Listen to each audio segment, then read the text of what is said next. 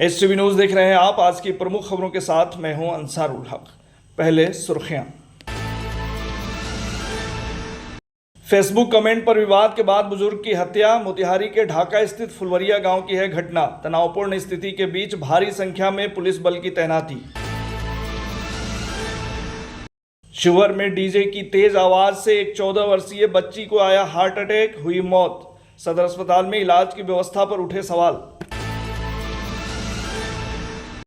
रक्सौल में भारत विकास परिषद ने विश्व पर्यावरण दिवस पर लगाए पौधे। सैनिक रोड में लगाए गए ऑक्सीजन उत्सर्जित करने वाले बोतल पाम के पौधे। बकरीद पर्व को लेकर मझौलिया थाना परिसर में शांति समिति की बैठक हुई आयोजित। सदर एसडीपीओ विवेक दीप ने की अध्यक्षता। मोतिहारी के गांधी संग्रहालय में नवगठित प्रबंधन समिति की पहली बैठक संपन्न। सांसद ने विकास हेतु दिए 50 लाख। मोतिहारी स्थित ऐतिहासिक गांधी स्मारक में नई कमेटी के गठन को लेकर पुराने सदस्यों ने जताई नाराजगी, लगाए गंभीर आरोप। अशोक चौधरी के मानहानि केस पर जनसुराज का पलटवार, सियासत गरमाई। सिकरहना एसडीओ ने नगर परिषद ढाका का किया निरीक्षण, दिए जरूरी निर्देश। वक्फ बिल के विरोध में जदयू को बड़ा झटका। ढाका में गौहर आलम सैकड़ों समर्थकों संग राजद में हुए शामिल। और संभावित बाढ़ पूर्व तैयारी को लेकर प्रभारी मंत्री की शिवहर में समीक्षात्मक बैठक संपन्न।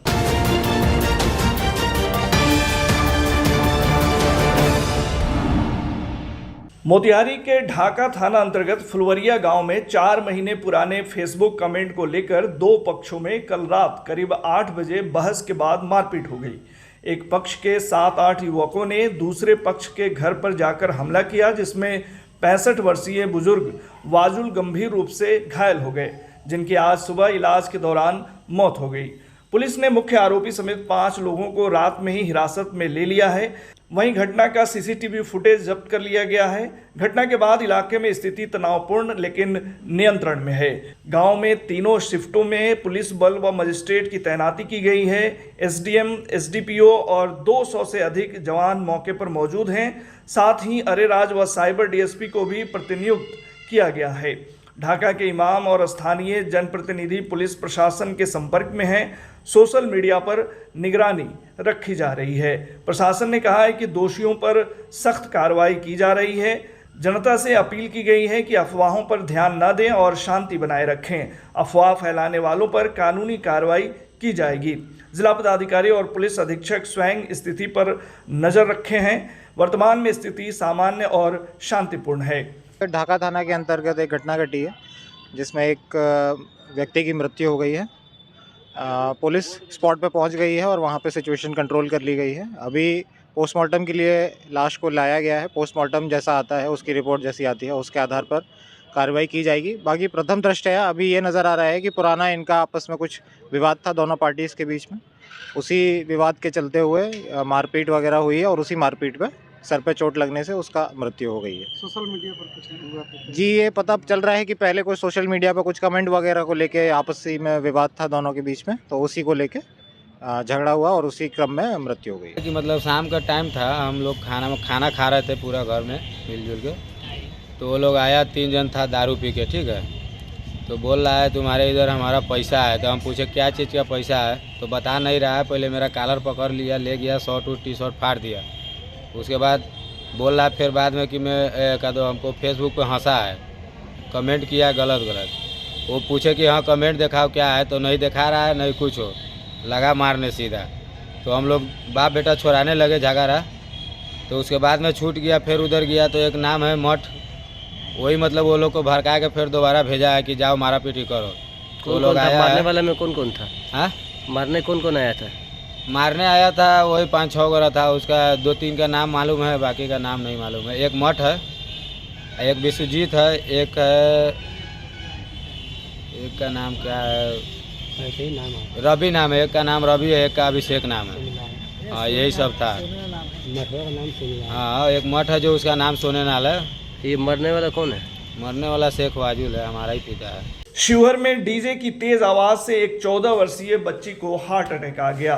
परिजन उसे सदर अस्पताल लेकर पहुंचे, लेकिन आरोप है कि डॉक्टरों और नर्सों की लापरवाही के चलते बच्ची की मौत हो गई।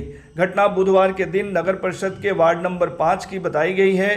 नगर सभापति राजन नंदन सिंह ने अस्पताल प्रशासन पर गंभीर आरोप लगाए हैं और सीसीटीवी फुटेज जांच कर दोषियों पर कार्रवाई की मांग की है। परिजनों ने भी नगर थाना में आवेदन देकर लापरवाही की जांच की मांग की है। पुलिस ने शव को पोस्टमार्टम के लिए भेज दिया है और मामले की जांच शुरू कर दी है। वहीं अस्पताल की कार्यशैली को लेकर जनता में आक्रोश है। पूरा से पूरा गलती है, ढंग से सर इलाज नहीं हुआ है, न तो बच्ची मेरा बच सकता था। पूरा होश में था सर, पूरा ताक रहा था, बिल्कुल छटपटा रहा था, बाकी डॉक्टर उसको देखने नहीं आया सर।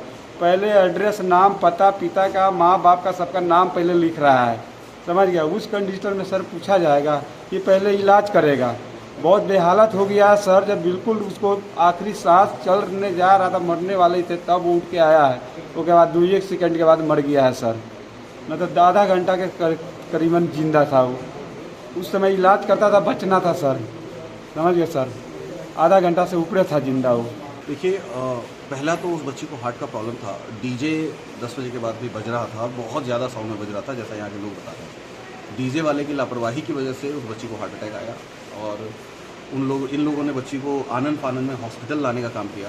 बच्ची जिंदा थी और उसको डॉक्टर से रिक्वेस्ट करते रहे ये लोग कि पहले बच्ची को देख लें। डॉक्टर साहब ने उनका इलाज करने की जगह पे डिटेल्स लिखना ज़रूरी समझा और जिसमें उन्होंने समय व्यर्थ किया और जिस कारण ये बच्ची सर्वाइव नहीं कर पाई।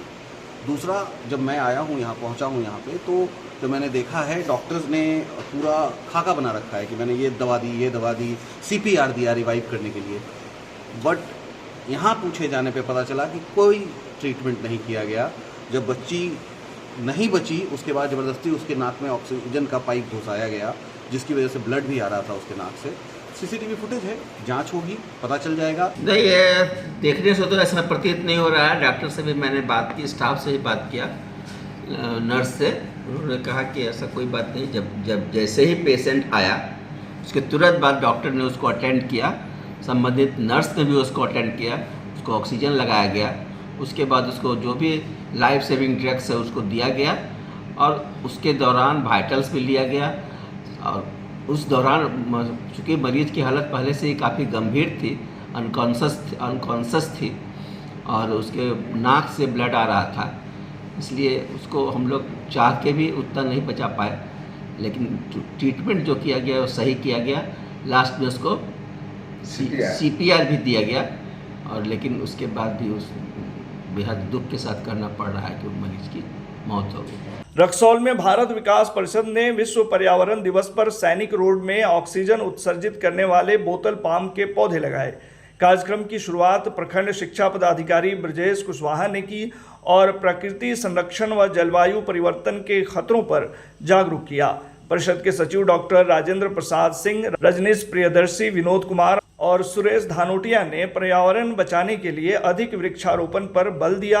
अवधेश सिंह ने वृक्षों को जीवन का आधार बताते हुए सभी से पौधारोपण का संकल्प लेने की अपील की।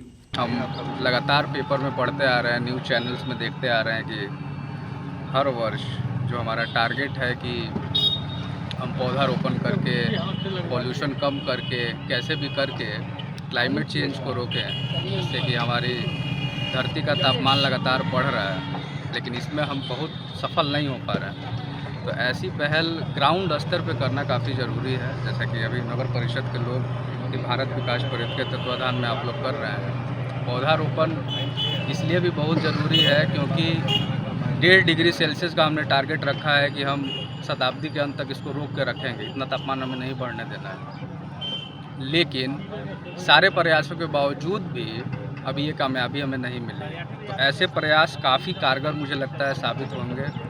तापमान अगर हम नहीं रोक पाए तो काफ़ी समस्याओं का सामना करना पड़ सकता है, जो हम देख भी रहे हैं। एकदम से बारिश हो जाती है, काफ़ी गर्मी पड़ रही है, बहुत सी समस्याएं, बीमारियां, डेंगू जैसी बीमारियां जो कि दिल्ली में होती थी अभी बिहार जैसे जगहों में होने लगी हैं। तो मुझे लगता है ऐसे प्रयास काफ़ी सराहनीय हैं। पौधारोपण सभी करें।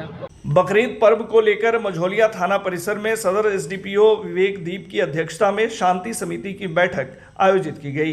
मौके पर उन्होंने कहा कि त्यौहार सामाजिक सौहार्द और समरसता का संदेश देते हैं और बकरीद को शांतिपूर्ण माहौल में मनाए जाएं। एसडीपीओ ने शांति भंग करने वालों पर कड़ी निगरानी और कार्रवाई की चेतावनी दी। प्रखंड विकास पदाधिकारी वरुण केतन और थानाध्यक्ष सुनील कुमार सिंह ने भी सभी से आपसी भाईचारा बनाए रखने की अपील की है। बैठक में कई जनप्रतिनिधि और गणमान्य नागरिक मौजूद रहे। मोतिहारी के गांधी संग्रहालय में नवगठित प्रबंधन समिति की पहली बैठक मंगलवार संध्या को संपन्न हुई। बैठक की अध्यक्षता जिलाधिकारी सौरव जोरवाल ने की, जबकि सांसद राधा मोहन सिंह मुख्य अतिथि रहे। बैठक में समिति के पदाधिकारियों और सदस्यों की घोषणा की गई। कार्यक्रम की शुरुआत महात्मा गांधी और कस्तूरबा गांधी को पुष्पांजलि देकर हुई। वहीं मौके पर सांसद ने सभी सदस्यों को अंग वस्त्र भेंट कर सम्मानित किया और गांधी संग्रहालय के विकास हेतु सांसद निधि से 50 लाख देने की घोषणा की। उन्होंने कहा कि संग्रहालय को आकर्षक और सुव्यवस्थित बनाने के लिए हर संभव प्रयास किए जाएंगे।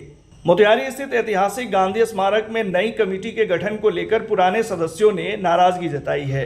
सदस्यों का आरोप है कि 31 मई की बैठक के फैसलों की अनदेखी कर 3 जून को बिना पारदर्शिता के कमेटी बना दी गई। विरोध कर रहे सदस्यों ने कहा कि यह प्रक्रिया गांधीवादी मूल्यों और लोकतंत्र के खिलाफ है। उन्होंने नई कमेटी को रद्द कर निष्पक्ष चुनाव की मांग की है। साथ ही इस मुद्दे पर राज्यपाल व मुख्यमंत्री को पत्र लिखने की तैयारी चल रही है। नाम आकाश कुमार हुआ। गांधी संग्रहालय का लगभग मैं 10 वर्षों से इसमें काम करते आ रहा हूँ और लगभग 5 से 6 वर्षों से मैं इसका सदस्य भी हूँ। डीएम साहब के सबसे पहले तो डीएम साहब जो कमेटी की तरह से निष्क्रिय कमेटी बता दें कि इस कमेटी में प्रकाश अस्थाना जो भाजपा से हैं गया है, जबकि जिला अध्यक्ष रह चुके हैं भाजपा के, नगर परिषद से भी बिलोंग करते हैं, चेयरमैन रह चुके हैं, लेकिन एक बार भी वो गांधी संग्रहालय में आए तक नहीं है। तो फिर किस आधार पर वो गांधी के विचारधारा को फॉलोअप करने आया है? जो डीएम साहब के प्रतिवेदन पे बनाया गया है सिर्फ उन्हीं लोगों में से ये कमेटी में लाया गया है। तो ये तो हम लोग सरासर इसको गलत कहते हैं। और कुछ लोगों का बयान है, जैसे उप मेयर जी का बयान आया है आज की चरखा पार्क की तरह गांधी संग्रहालय को बनाएंगे। क्यों? गांधी संग्रहालय को ना चरखा पार्क से अच्छा बना सकते थे, लेकिन आपको तो ज़मीन कब्जा करना था, गांधी जी के नाम पे गेम खेलना था, राजनीति करना था, तो आप वही काम कर रहे हैं। दूसरी चीज़, आप जो बोल रहे हैं कि ये करेंगे वो करेंगे, मेयर साहब पहले आप ये बता दीजिए कि गांधी संग्रहालय में आपने क्या किया है पूर्व में। आपको इनविटेशन जाता है ना तो आप आते हैं, नहीं तो ऐसे नहीं आते हैं। आप कितने कार्यक्रम में बिना बुलाए हुए आए हुए हैं? राजकुमार शुक्ला जी का जयंती था, पूरे ग्रुप में डाला गया था, क्यों नहीं आ पाए? अगर आप गांधी जी के विचारधारा को फॉलोअप करना चाहते हैं तो ऐसे ना होना चाहिए। दूसरी चीज़, अगर ये चीज़ नहीं डीएम साहब के द्वारा इसको खारिज किया जाता है तो पहला सत्याग्रह चंपारण से ही शुरू हुआ था, दूसरा सत्याग्रह यहीं से शुरू होगा। याद रखिएगा, ये नौजवान का सत्याग्रह होगा और ये भारी पड़ेगा भाजपा को। जनसुराज के सूत्रधार प्रशांत किशोर पर मंत्री अशोक चौधरी द्वारा मानहानि का मुकदमा दर्ज कराने को लेकर राजनीति गर्मा गई है। इस पर जनसुराज के प्रदेश प्रवक्ता संजय ठाकुर ने पलटवार करते हुए कहा कि अशोक चौधरी अपनी राजनीतिक चमक के लिए न्यायालय का सहारा ले रहे हैं। उन्होंने आरोप लगाया कि दलित समाज के नाम पर राजनीति करने वाले नेता वास्तव में उनके लिए कुछ नहीं कर रहे। ठाकुर ने कहा कि बिहार की जनता 2025 के चुनाव में जवाब देगी। वहीं प्रशांत किशोर ने चौधरी पर बेटी के लिए टिकट खरीदने का आरोप लगाया था, जिससे मामला और तूल पकड़ चुका है। प्रशांत किशोर जी किसी केस मुकदमा से डरने वाले लोग नहीं हैं। केस वो जानबूझ करके पॉलिटिकल तमाशा करने के लिए, पॉलिटिकल एडवांटेज लेने के लिए अशोक चौधरी मुकदमाबाजी की बात कर रहे हैं या मुकदमा कर रहे हैं। मुकदमा कर रहे हैं तो माननीय न्यायालय में हम उसका जवाब देंगे, हम संतुष्ट करेंगे न्यायालय को। सवाल यह है कि बिहार में तो सब कोई जान रहा है, सारे पब्लिक डोमेन में सारी बातें हैं कि किस तरह से टिकट का वितरण होता है, किस तरह से टिकट का खेला होता है। कई राजनीतिक दल हैं जिनके संबंध में आम जनता में परसेप्शन पहले से तैयार है। लोग समझ रहे हैं जो वहाँ ऐसे ही टिकट किसी को नहीं मिलता है बिना किसी व्यवस्था के। तो अगर टिकट पर प्रशांत किशोर जी तो उदाहरण दे रहे थे। पूर्वी चंपारण के सिकरहना अनुमंडल पदाधिकारी ने मंगलवार को नगर परिषद कार्यालय ढाका का निरीक्षण किया। इस दौरान उपस्थित पंजी, बायोमेट्रिक, रोकड़ बही समेत कई अभिलेखों की जांच की गई। निरीक्षण के क्रम में कार्य प्रणाली में सुधार हेतु आवश्यक निर्देश दिए गए। मौके पर कार्यपालक पदाधिकारी, नगर प्रबंधक, स्वच्छता पदाधिकारी सहित अन्य कर्मी मौजूद रहे। शिवहर कलेक्ट्रेट सभागार में बुधवार को प्रभारी मंत्री मोहम्मद सुहैल एवं जिला प्रशासन की उपस्थिति में बाढ़ पूर्व तैयारी 2025 को लेकर समीक्षात्मक बैठक आयोजित की गई। मंत्री ने सभी अंचल अधिकारियों को नावों की सूची तैयार कर परिवहन विभाग से जांच कराने तथा पिपराही और तरियानी में नावों की संख्या बढ़ाने का निर्देश दिया। साथ ही बाढ़ राहत व्यवस्था बेहतर करने, वर्षा मापक यंत्रों की जांच, बागमती नदी के तटबंधों की निगरानी और पुल पुलियों की सफाई जैसे निर्देश भी दिए गए। बैठक में डीएम विवेक रंजन मैत्रेय, एसपी शैलेश कुमार सिन्हा, एसडीओ अविनाश कुणाल सहित सभी संबंधित पदाधिकारी मौजूद रहे।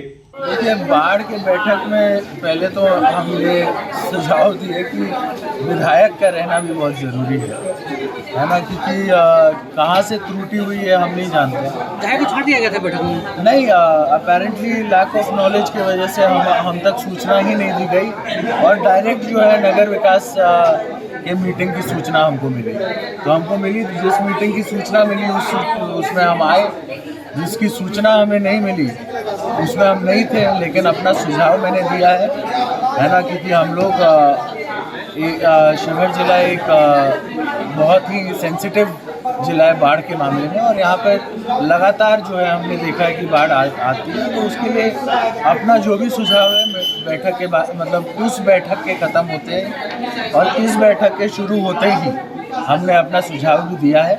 और ये आग्रह तो नहीं, एक तरीके से आप ये कह सकते हैं, हमने इन्हें बोला भी है कि अगले बार से विधायक का रहना इस मीटिंग में बहुत ज़्यादा ज़रूरी है। शायद इसकी जानकारी